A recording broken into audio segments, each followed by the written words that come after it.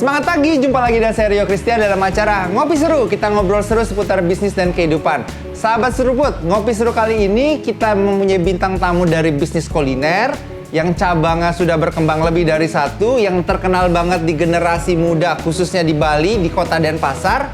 Ya kan, kalau anak-anak muda di kota Denpasar nggak tahu merek atau brand dari bisnis kuliner ini, kebangetan. Oke? Sebelumnya kita mau bicara lebih jauh, kembali lagi saya ingetin, subscribe YouTube channel Rio Christian, ditunggu like dan komen untuk setiap episode yang telah tayang. Kemudian apabila episode kali ini menurut sahabat seruput begitu menginspirasi, please bagikan sehingga banyak anak muda di Bali atau di Indonesia mendapatkan pencerahan di bisnis kuliner. Mau tahu siapa dia?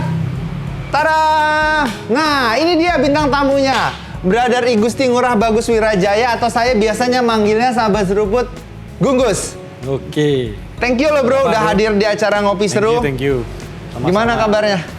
Astunggara sehat selalu. Oh, bro, yang nonton acaranya Rio Christian ini kita sebutnya sahabat seruput. Oke, sahabat seruput. Kan? Kita ngopi dulu dong. Ngopi dulu. Di acara Ngopi Seru tuh ada tos ngopi bro, pembukanya. Siap. Yeay. Yes. Ya, sahabat seruput, bro saya yang satu ini, Gunggus, ya kan? Mungkin Anda nggak sebanyak orang tahu tentang beliau, ya kan? Makanya kenapa saya tampilkan. Tetapi merek brandnya pasti tahu. Gosa. Siapa yang nggak tahu Gosa? Nama lengkapnya apa bro? Gosa? Gosa Kitchen Patisserie. Gosa Kitchen Patisserie. Kalau kalian bukan anak muda di daerah Denpasar, ya kan? Nggak tahu Gosa, kebangetan. Bro, thank you banget loh. Akhirnya mau hadir di acara Ngopi Seru. Thank you udah diundang nih. Ya kan? Ini sebenarnya dari awal Ngopi Seru hadir setahun lalu, Yes. kita pingin bro hadir. Ya. Cuman kan sahabat seruput susah banget ngundang orang ini ya kan. Alasannya banyak banget. Sampai terakhir dia bilang, tunggu nanti Gosa pusat berkembang, renovasinya beres baru. Yes. Nah sekarang akhirnya saya tagih nih sahabat seruput. Bro, kalau ngomong Gosa ya kan, dari tahun berapa sih berdiri? Gosa Kitchen Patisserie itu berdiri di tahun 2010. Tahun 2010. 2010 ya. Terus dari situ awalnya sih yang pasti nggak seperti sekarang. Nggak, kenapa waktu itu kok dapat idenya mau bikin bisnis kuliner Gosa? Setahu saya dulu kan mainnya catering. Oke, cerita dari awal nih. Dari awal kita ulang lagi ceritanya. Nah, dulu kita mulai usaha kuliner itu dari tahun 2005 ya kalau nggak salah. 2005. 2005 kita dulu punya restoran di Ubud. Oh, restoran di Ubud, oke. Oke, restoran di Ubud buka sama istri berdua. Terus setelah itu jalan sebentar, terus Bom Bali 2 meledak. Oh, Bom Bali 2 meledak. Oke, Bom Bali 2 meledak. Habis itu kita dulu konsepnya customer-nya bule nih. Iya. Maksudnya bukan lokal. Jadi targetnya pinginnya biar dapat bule makan. Terus setelah itu Bom Bali 2 meledak, restoran tutup. Oke. Oke, restoran tutup. Setelah itu kita coba lagi usaha di bidang ini apa namanya? Catering. Ya, catering. Di catering dulu, setelah kita dulu ngelayani ini apa namanya? Hotel-hotel? Hotel-hotel, yes. Hotel-hotel. Perusahaan-perusahaan, oke.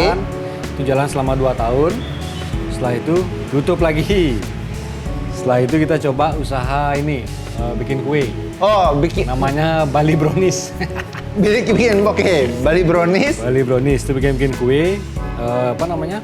Targetnya juga ini sebenarnya catering, tapi catering yang misalnya mau cari, jadi kan catering udah sibuk ngurusin makanan, Iya. usaha lagi cari kuenya, dia tinggal ambil aja dari luar. Bali Brownies. Nah, itu jalan sekitar setahun 2 tahun juga. Setelah itu tutup lagi. Setelah itu baru saya dan istri ini jalan-jalan sekitar Denpasar. Oh, oke, jalan-jalan seputar Denpasar. Sampailah kita di Jalan Tukat Gangga. Nah, dulu jalannya nggak seramai sekarang, masih agak sepi. Terus kita lihat tempat ini pertama kali Gosa kan di sini.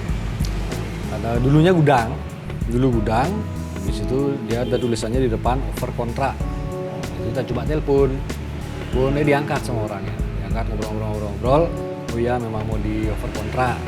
Jadi kita take over itu di tahun 2010.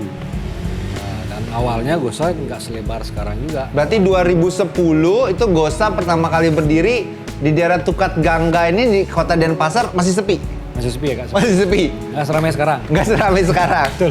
Iya, sahabat seruput ya kan. Jangan lihat Gosanya hari ini ternyata, tapi dari perjuangannya 2005 bikin 2005, yes. bikin resto di Ubud. Yes. Ya kan, bom Bali 2 meletus, bubar. Bubar. Bikin bisnis kue, ya kan, Bali Brownies. 2 tahun bubar. Catering juga, catering. Catering. Sampai akhirnya ketemu sebuah gudang nih, ya kan, gudang over kontrak diambil. Dan tapi jangan lihat Gosa hari ini bangunannya yang udah keren banget, sahabat seruput. Tapi hari itu bangunannya gimana nih? Sangat sederhana. Sangat sederhana. Karena modalnya tipis banget. Yes. Ya, tapi kan gini, guys. Penting nih. Hari itu ya kan untuk wilayah sini tuh kan sepi. Sepi.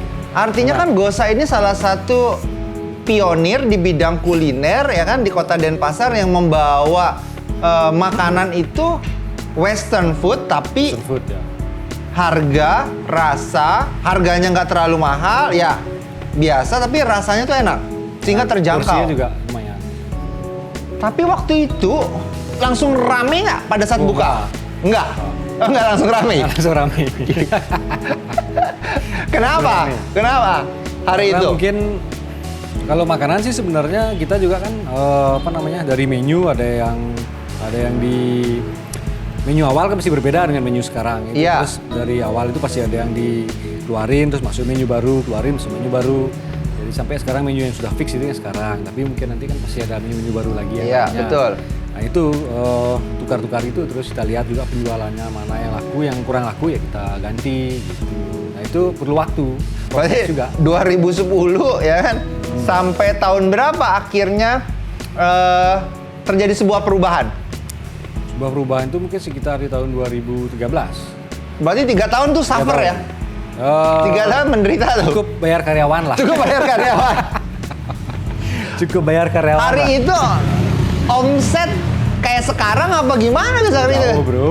Jauh. Pernah terjelek berapa? Ya 200-300 ribu. 300 ribu. Gosa pernah ngerasain omset sehari 300 ribu. Pernah. Jadi kan dari sana kita sebenarnya tidak putus asa istilahnya. Oke, Ya kan? betul. Kita berusaha terus ganti-ganti menu dan terus lihat apa yang kurang. Terus tahun 2013 kita itu renovasi lagi. Renovasi. Tempatnya. Oke. 2013. Jadi setelah itu mungkin dirasa harga, tempat, momen juga mungkin pas. Terus mulai ada tamu, mulai rame. Itu belum ada setahun terus kita kena musibah lagi. Apa? Kebakaran. Oke. Kebakaran. Berarti belum ngerasain enaknya, baru mulai berubah ya kan? Baru Abis mulai. renovasi, kebakaran. Ya, kebakaran. Tahun 14. 14. Pas Imlek. Pas Imlek. Pas Imlek. Habis semua. Habis. Sisa tinggal dinding aja, Bro. Sisa dinding ya. Apa yang jebol? Apa yang jebol? Nah, hari itu kebakaran. Akhirnya kok Sambil ngopi, Bro ya? iya sambil ngopi.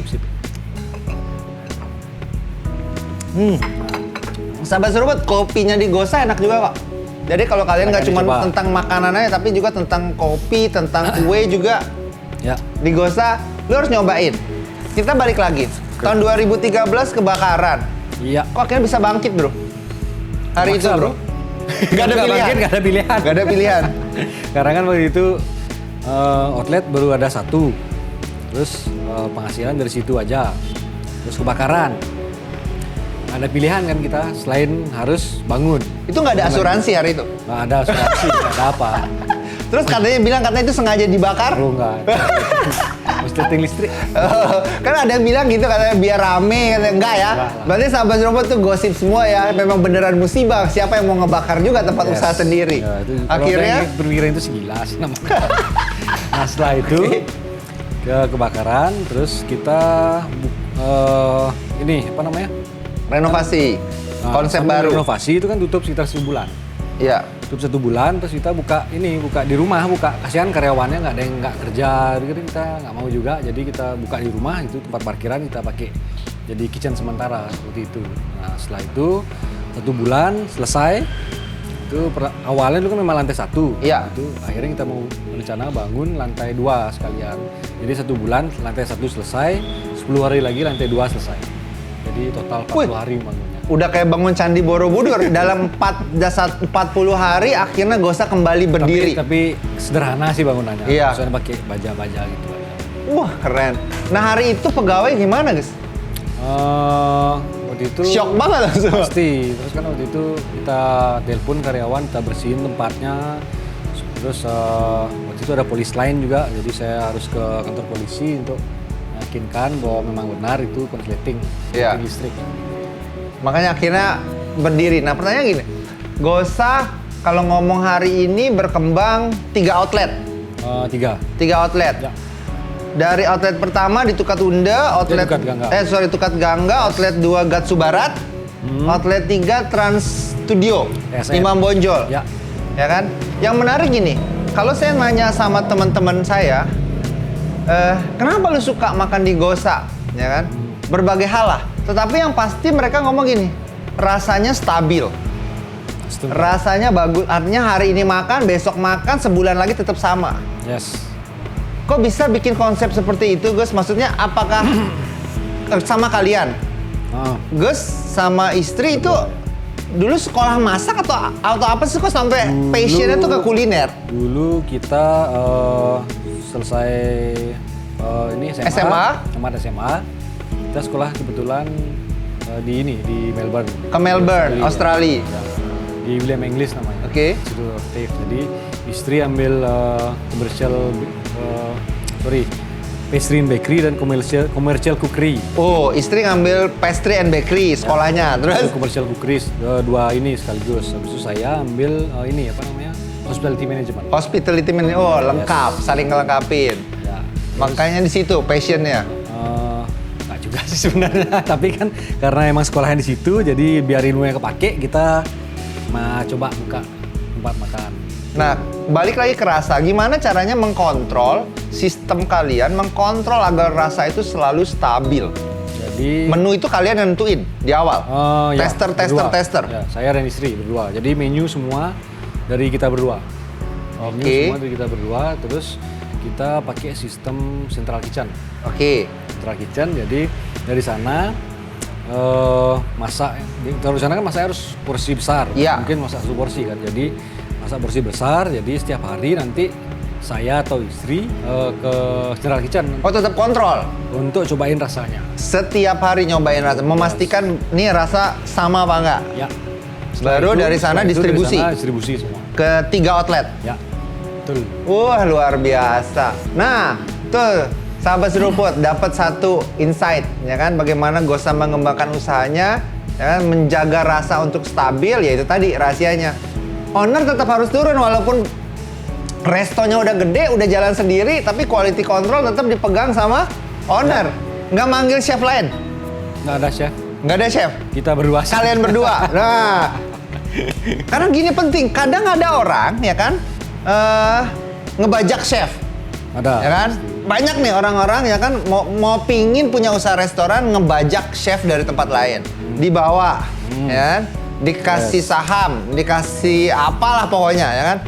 Tapi kenapa Gus nggak mau? Maksudnya saya hire chef aja dah, biar nggak usah mikir lagi tentang menu atau pengembangannya. Yang ditakutin kenapa? Ini misalnya kalau dari segi perspektif gitu, saya nih atau Oke. istri kan gitu.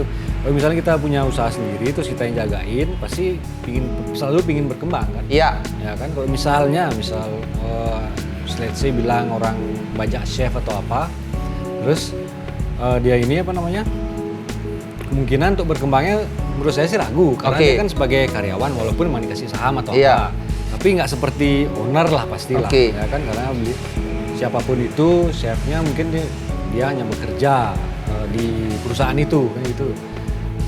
Suatu saat kalau dia pergi, Ya udah nggak tahu nanti gimana restorannya kan nggak tahu. iya. Nah tuh dapat satu insight sahabat robot ya kalau mau mulai usaha ya kan. Penting Sama ini banget. satu lagi bro, jangan copas. Jangan copas. Penting nih, ya kan? Copy paste, copy paste. Kalau ngomong menu, Gosa adalah salah satu pionir di bidang industri makanan restoran yang menurut saya perkembangan menunya itu bagus. Pengembangan menunya ganti, masukin keluar menu baru. Terus akhirnya muncullah beberapa orang yang saya bilang sih terinspirasi untuk membuat seperti Gosa. Terinspirasi mau seperti Gosa. Kadang mereka hanya ngeliat, oh ini menunya ini, kita coba bikin yang sama. Ya tadi Bro Gunggus bilang copy paste. Itu emang nggak boleh kalau kayak begitu? Atau menurut Gus harusnya gimana? Harusnya oke. Jangan pure copas gitu Oh misalnya. jangan beneran sampai platingnya sama. Benar. Oke. Boleh misalnya kita amati, terus tiru, pelajari, bikin yang baru lah. Ya kan? Misalnya kita pelajari, oke mungkin ini misalnya restoran A kurangnya, di sini kurangnya nih kayaknya saladnya kurang nih, saya tambahin yang baru, bikin yang ini. Jadi kan saladnya nggak mungkin pasti sama jadinya. Oke. Tambahin. Terus misalnya sausnya, oh yang ini kurang nih, oh ini enak, oke saya pakai yang ini sausnya, tapi kalau menurut saya ini agak kurang ya udah diganti. Nah, itu kan dari termasuk modifikasi, ya kan nggak copas. Oke. Ya. Itu penting ya sahabat seruput. Mengerti bisnisnya, tahu cara mengkontrolnya, nggak hanya tergantung sama chef atau orang. Yang kedua ya kan, itu tadi menu, ciptakan menu yang memang benar-benar mempresentasikan dari restoran itu. Tersebut, ya. Ya kan, jadi kalau saya ingat Gosa, saya pasti maunya makan sop buntut. Kalau istri saya sukanya chicken parmigiana. Nah, ya itu yang terngiang pertama kali kalau ngomong itu pasti Gosa. Ya, itu yang harus dilakukan oleh teman-teman sahabat seruput. Ya. Terus kan pertanyaannya gini, kalau nyiptain menu segala macem, keliling juga nggak sih ke toko sebelah? Kalau ada restoran baru buka, Oh pasti mampir. kalian mampir juga nggak sih? Mampir kali lihat. Mau cari tahu apa biasanya? Ya mampir aja dulu bro. Nyobain aja. Cobain aja dulu. Karena harus biar bisa membuat menu kita coba Ya, bikin yang baru, benar. naikin level lagi. Benar, yes. Terus kalau ngomong Gosa, 2014, dari 2010 sampai 14, baru satu outlet bro. Ya, Menuju ke outlet 2 tuh tahun berapa? 2018. 8 tahun 8 tahun. untuk menciptakan outlet kedua. Ya.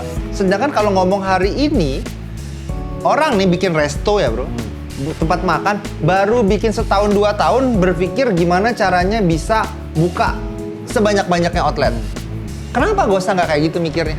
Karena kita berpikir roots-nya harus kuat, akarnya harus kuat. Istilahnya Oke, fondasi. Kalau oke, bisnis roots istilahnya atau pohon lah. akarnya, oke. Istilahnya pohon baru ditanam nih, baru ditanam. Akarnya mungkin belum kuat kan, setahun 2 tahun. Kan? Bener. Ya, akarnya harus kuat, baru kita buka cabang-cabang yang lain. Sebenarnya kalau akarnya udah kuat, gampang buka cabang bro. Ya kan, jadi kayak misalnya akarnya itu apa ya, central kitchen, Central Kitchen. entah itu karyawan, SDM. ya kan, habis itu menu-menunya kita, Menu. apa gitu. Itu menurut kita sih itu yang akarnya dari sebuah restoran. Berarti itunya sudah kuat. Ya. 2018 baru buka. Cabang ketiga Cabang ketiga itu 2019. Oh. Cepet deh sama seruput. Dari kedua ketiga. Kalau nggak ada corona, gue yakin udah buka cabangnya mungkin 2-3 biji lagi. Ya kalau ngomong buka cabang, penting nggak gini nih? Sebuah restoran, Ya. makanan harus enak, yes. Ya. Tapi hari begini interior itu memegang peranan juga nggak sih? Megang. Untuk Menurut membuat kita sih orang megang. itu datang? Iya, megang dong. Misalnya, Memegang? Istilahnya kayak kita harus bukan maksudnya ini ya harus inovasi istilahnya. Iya. Jadi tempat kayak Gosa misalnya meja dan kursi ya emang harus udah berapa tahun berarti udah hampir 8 tahun 9 tahun kan emang harus diganti deh. Permajaan. Ya, Permajaan. dan tempat juga. Nah, kita emang pingin berkembang ya kita kembangkan lagi seperti yang ini Gosa Gangga baru kemarin terakhir habis kita di TSM saya ngomong sama istri berdua yuk kita ini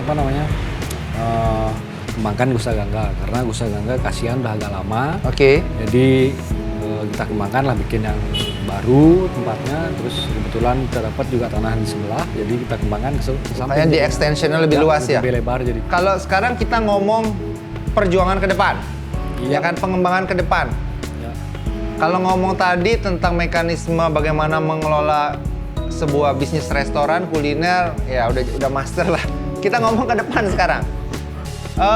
Gosa itu ke depan kalau mau buka cabang lagi atau mau buka bisnis yang lain, ya kan? Bakal mau ngajak orang kerja sama nggak? Membuka peluang itu atau kalau enggak, kenapa, ngelihat sudut pandang apa? Karena kan ada orang, ya kan? Ada orang nih, ya kan? Berhasil satu resto, ya kan? Ya. Terus dia kemana-mana promosi mau buka restoran lain, ngajak orang kerja sama.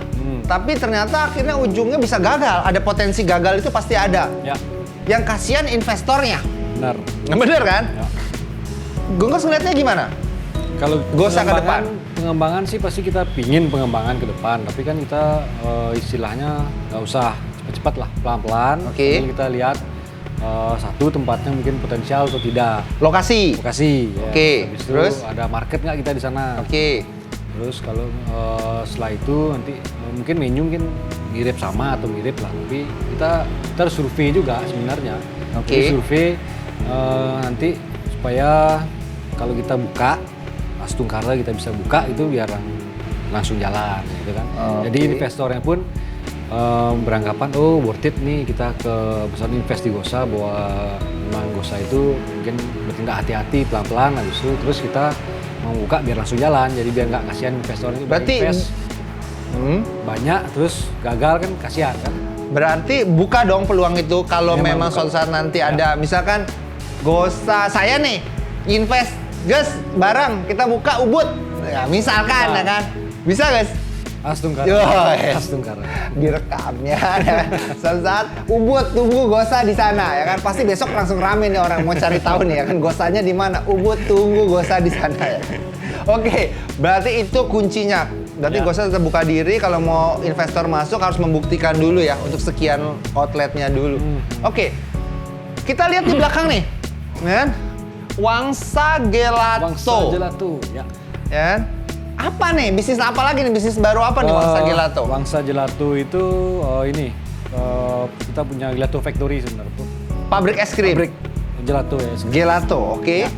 Jadi kemarin kan Gosa udah, jadi sekarang Wangsa. Iya. Jadi Wangsa itu sebenarnya namanya dari anak yang nomor 2. Jadi kalau Gosa itu anak yang pertama.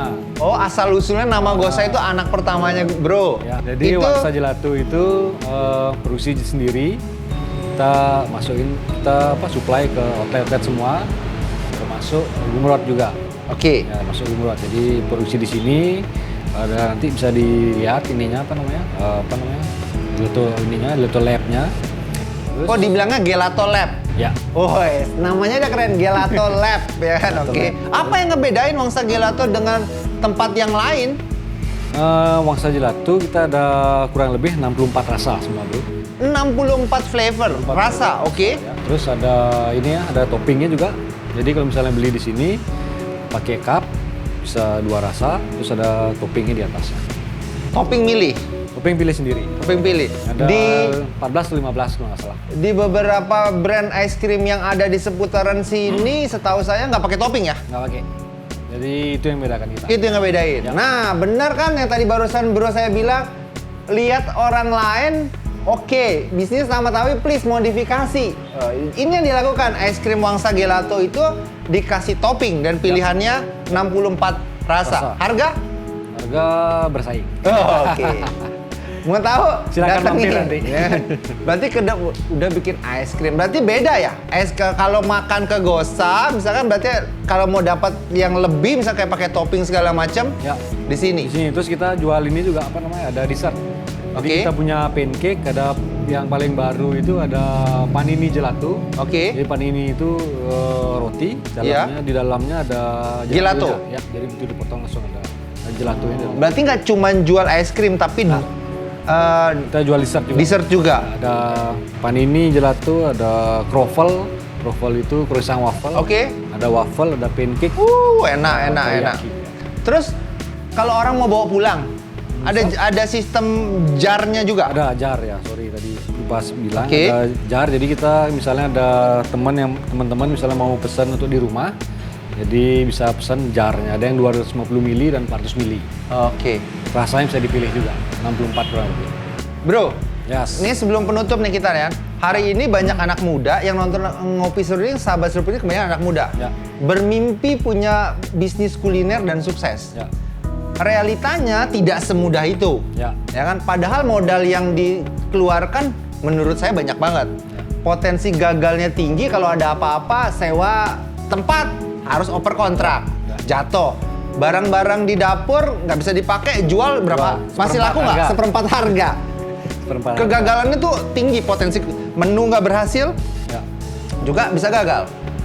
3 hal dari I Gusti Ngurah Bagus Wirajaya Ya. yang harus dimilikin anak muda kalau dia mau jump in ke bisnis kuliner, itu apa? 1, mungkin dedikasi dan kemauan harus full. Dedikasi dan kemauan Yes. harus full. Kalau udah terjun situ harus terus. Benar. Oke. Nomor 2, pantang menyerah. Oke.